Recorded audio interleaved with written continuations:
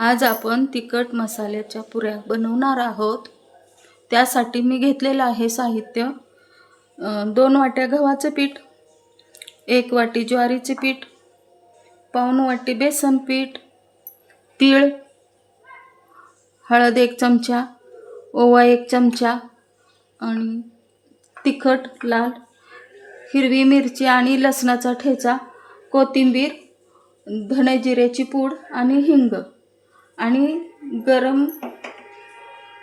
गरम केलेलं तेल, पाणी। हे सर्व साहित्य आता आपण घेऊया आणि पीठ मळून घेऊया आणि चवीपुरतं मीठ।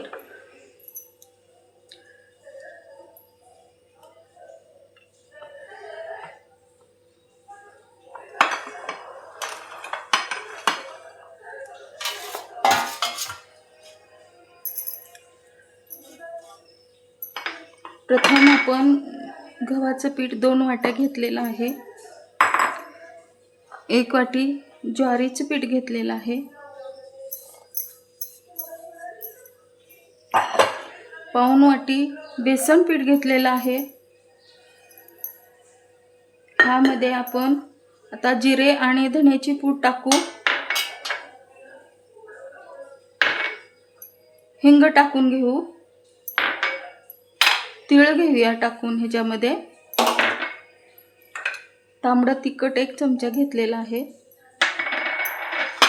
ह्यामध्ये आपण आता लसूण आणि हिरव्या मिरचीचा ठेचा घेतलेला आहे,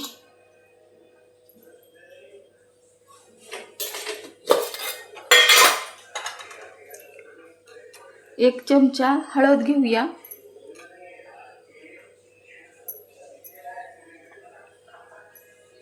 1 चमचा ओवा घेतलेला आहे आपण।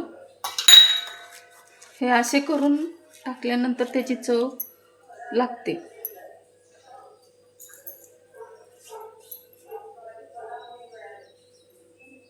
ह्यामध्ये आपण कोथिंबीर टाकूया। ह्यामध्ये आपण आता तेलाचं मोहन 1 चमचा घेतलेला आहे, ते टाकूया। आपण चवीपुरते मीठ घेतलेलं आहे।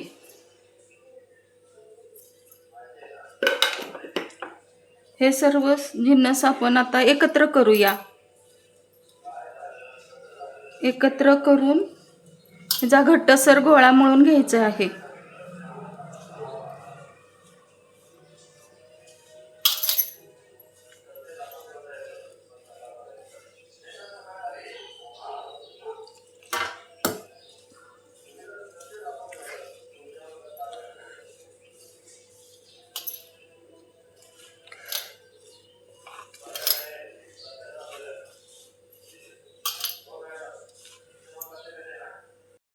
असे ते पीठ आपण असं घट्टसर मळून घेतलेलं आहे।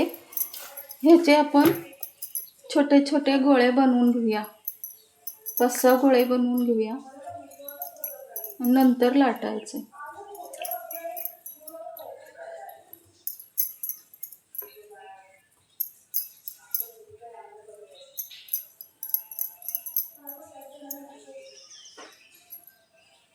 छोटे छोटे पुऱ्या लाटून घेऊया।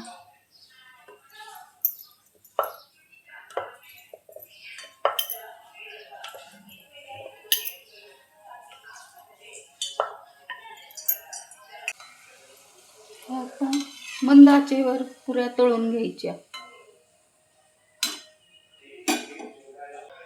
टंब फुगलेल्या मसाल्या पुऱ्या।